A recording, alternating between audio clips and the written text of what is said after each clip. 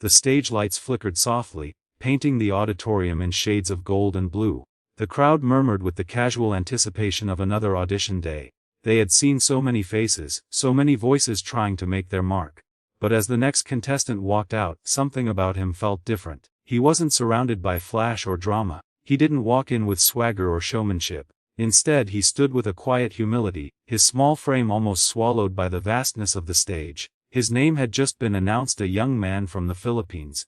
The audience clapped politely, perhaps expecting another pop ballad or karaoke-style rendition, nothing too extraordinary. The judges exchanged quick glances, Simon leaning slightly forward, his expression unreadable as always. The contestant gave a small, nervous smile, clutching the microphone as if it were both a weapon and a lifeline. He adjusted it once, twice, his eyes darting toward the crowd and then down to the floor.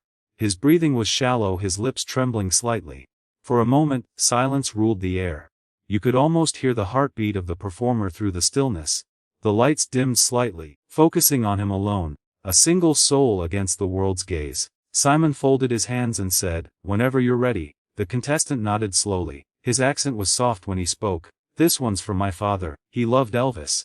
That one line changed the room's energy. There was a nostalgic hum in the crowd, and even the judges softened slightly. The music began. The unmistakable slow strum of "Can't Help Falling in Love." A collective sigh moved through the room, but what came next wasn't expected. The first note left his mouth and sliced through the air like magic. Deep, smooth, soulful. It wasn't just good, it was hauntingly familiar.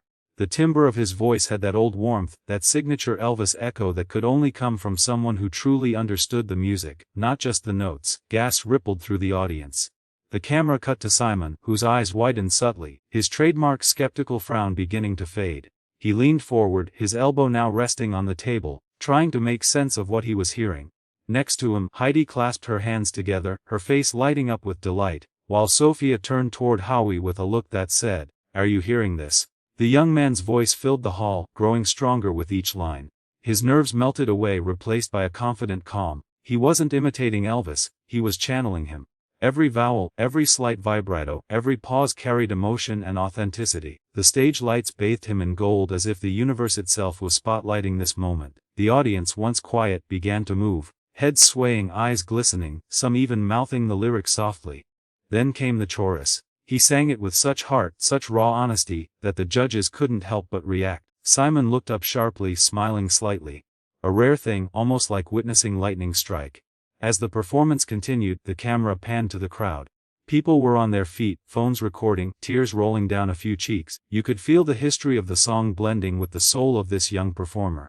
His accent disappeared, his fear dissolved. He stood there, not as a contestant, but as a vessel of music itself. Somewhere, somehow, it felt like Elvis was alive again, not in the body of a legend, but in the voice of this humble boy from the Philippines. And then came the bridge. That emotional peak where his voice soared effortlessly, powerful yet tender. It wasn't about technique anymore, it was about feeling. Every word carried the weight of someone who had loved, lost, and dreamed. Simon blinked, then glanced at the audience, almost in disbelief. He whispered something to Howie, who simply nodded with a grin that said it all.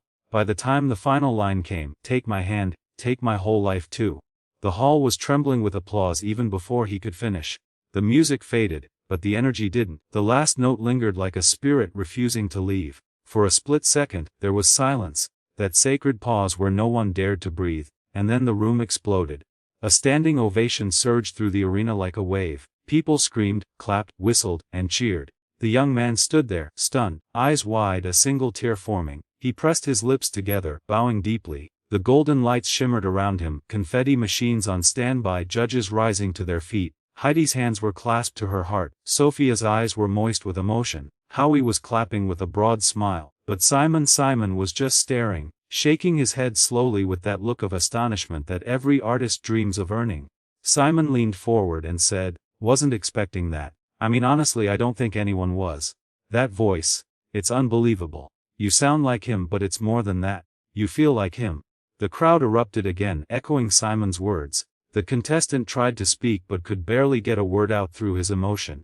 "Thank you, sir," he whispered, voice trembling, eyes wet. That's when it happened. Heidi turned toward the golden buzzer, glancing at the others with that knowing smile. The audience sensed it, the rising anticipation. People began chanting softly, "Golden buzzer! Golden buzzer!" The contestant covered his face, not daring to hope, and then, with a burst of pure energy, Heidi slammed her hand down. The golden lights exploded. Confetti rained from above like a storm of dreams coming true. The music swelled. Camera zoomed in on the young man's tearful face as he dropped to his knees, overwhelmed by the moment. He looked up toward the judges, toward the crowd, toward the heavens, mouthing the words, "Thank you." Again and again. Simon stood up, clapping with genuine admiration, his eyes gleaming with the kind of respect he rarely shows. The confetti clung to the singer's hair and shoulders as he tried to take in what had just happened. His journey, from small karaoke nights in the streets of Manila to the biggest stage in the world, had just turned into a golden dream. He reached out to touch the falling glitter, smiling through his tears as the audience continued to cheer for him, chanting his name. The lights, the music, the crowd, everything blurred into a shining haze of victory. As he walked off the stage, escorted by the host who congratulated him warmly, the camera caught Simon turning toward the others and saying quietly, "You know what? That might be one of the best Elvis covers we've ever had." The crowd roared again, affirming his words. Backstage, the young Filipino stood still for a moment, clutching his chest, trying to steady his breath. He was no longer the nervous boy who had walked in minutes ago. He was something more now, a symbol of hope, a reminder that talent knows no borders, no language, no limits. His voice had carried the soul of Elvis, but his heart had carried the story of millions who dream.